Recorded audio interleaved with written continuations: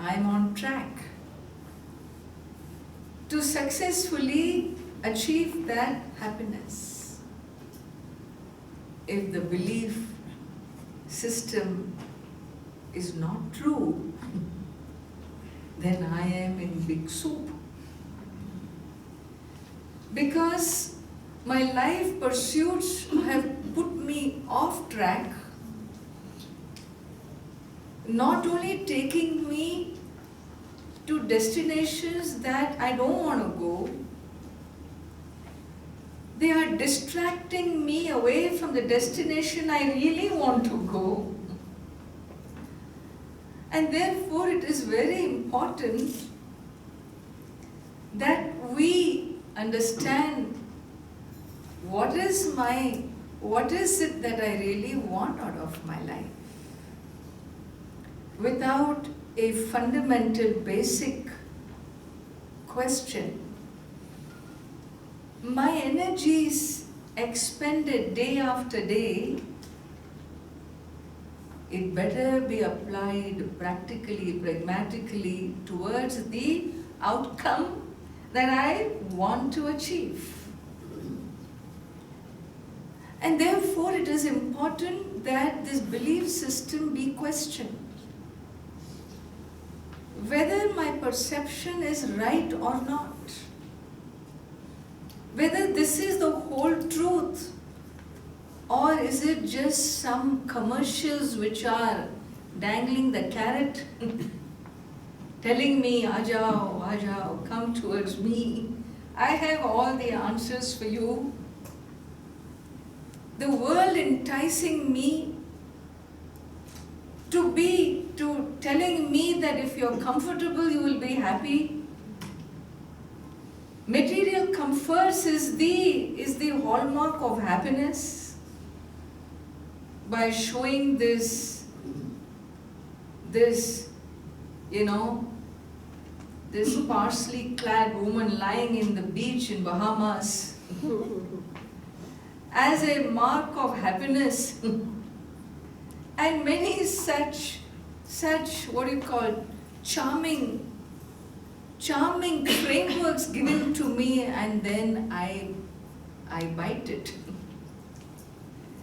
When they show her lying there, sun tanning, they don't show you the heat that comes with the light. They don't show you the noise on those crowded beaches. They don't show you the pocket becoming empty, way beyond your budget. There is a lot of things they very cleverly don't reveal to you. And we fall for it. And therefore, the first stage in really stepping into a spiritual ecology, a spiritual, framework, is for me to first question whether my basic frame I have today is adequate, or has it fallen short? Has it disappointed me in life? Well, if you're still on the rat race, thinking that that's your answer, then I'm not ready for stepping out. It is only when I recognize that even if you win the rat race, the rat will continue to be the rat. He's not going to awaken to his essence. Winning a rat race, what does that really mean? Thus, if I begin to question deeper my pursuit, well then I have arrived at the starting point. And we saw yesterday how this great truth about what I'm looking for that diamond, that pearl that I want, the jewel that I am searching all over the planet, in different countries. I hop countries looking for jobs. I hop jobs looking for success. I keep hopping definitions of success looking for deeper happiness. And we are told, hey, come on, slow down. Just stop for a moment. Just stop for a moment and re-look at what you have done. If you don't stop, then we get a forced stop. Universe makes you stop. It's called midlife crisis. Allows you to go your way for some time, and then comes tightening of the belt. And I'm made to re-look, rethink. The empty nest syndrome, the midlife crisis, this is all great boons. It's not a disaster. Why? Because it's now time, it's still midlife, I have a long way to still go. Let the years that are to come be lived more wisely than the years that have gone by. And therefore, every crisis, when you talk to a psychologist, it is a treasure house for what? For growth, for a re-understanding, recasting your outlook, is it not? Is comfort proportionate to happiness?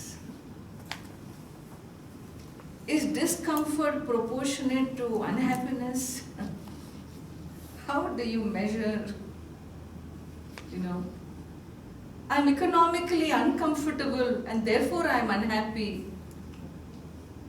I look at this man, 25 years later, he has moved several countries and jobs and even wives, And finally, after 25 years, when I meet him, hey, now are you happy? Ammaji, happy theriyade. I'm comfortable. Earlier, 25 years earlier, you were uncomfortable, unhappy. 25 years later, you are comfortable and unhappy. That's the only success story. You comfortably continue to be depressed, restless, needing, wanting.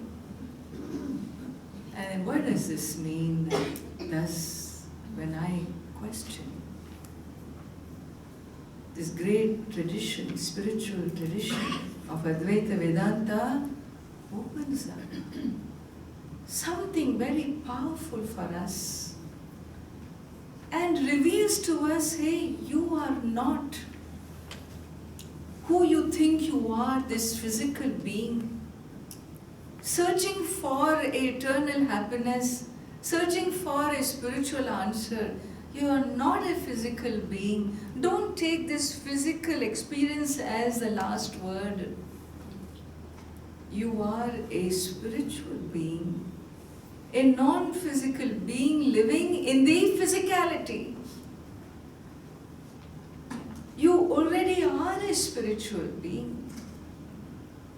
You're not a material being even though you experience yourself materially. This experience is not your truth. Don't call it your reality, your truth. It's an experience. The fact is, all these experiences are not the final truths. Just because you don't see something in front of you doesn't mean it doesn't exist. Just because you see something in front of you doesn't mean it is its final reality of existence. And thus, Vedanta begins to question the very validity of life experiences. It talks about perception as not being the last word in declaring metaphysical truths of nature. What you call as a solid wall is anything but solid. Is it not?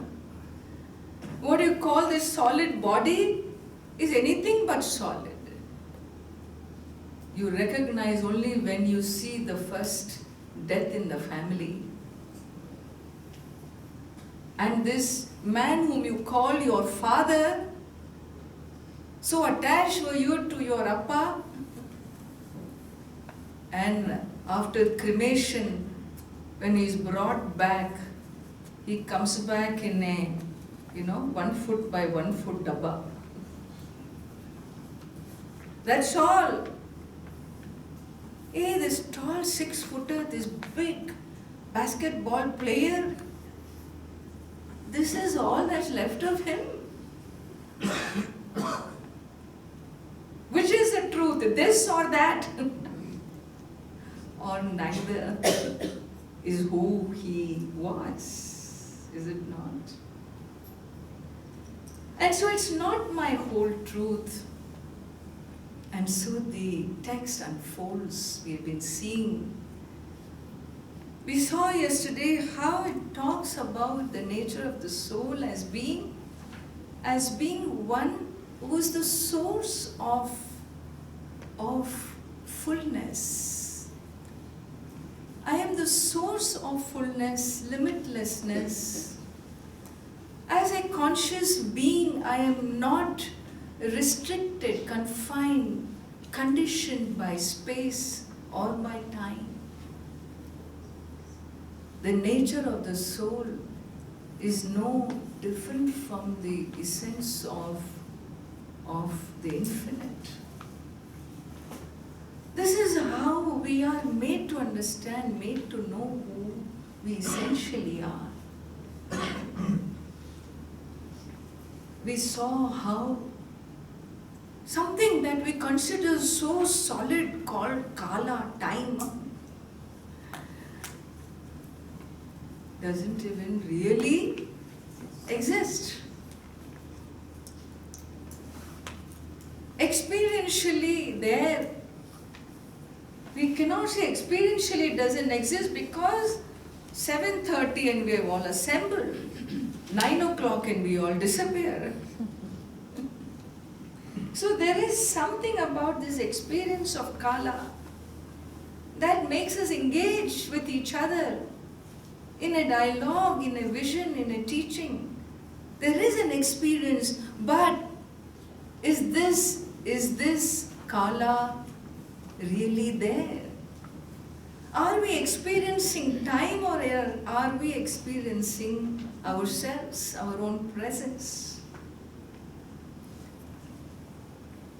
We are a presence, an abiding presence in whose sannidhi, in whose presence is time cognized now as present, then as past, and will be as future. Kala itself is a play. If you're enjoying being here, and you will say, Abba, 1.5 hours gone just like that? For you, a 90-minute can look like 20 minutes. And if you are bored, then every second will be a suffering. The time will be experienced as a long stretch. How are you experiencing your time? Depends on you. You. Each one of us here experiences time differently. What is the truth of time then? It has no metaphysical frame in it to capture you Well, it has a functional reality, avladha. Functioning. It makes us function and be with each other for a short time. Functionality.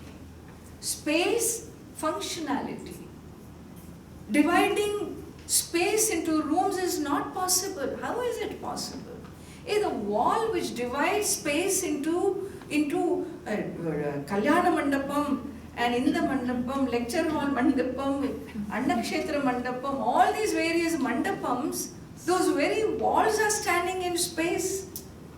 They don't have an existence minus space. On what basis do they divide space into different spaces? Is this division real? Is it real division? No. The inside and the outside is not from space's standpoint. Akasha will say, I am Ekaha, I am one and only. From the standpoint of the wall, you may say inside and outside. From the standpoint of the space, is there an inside and an outside? No. All inside and outside collapses from the standpoint of space. You want to know one more secret unraveled? One more gem unraveled? The Shastra says, you know something? If space you cannot divide as inside and outside, you think you can divide Atma inside and outside as two?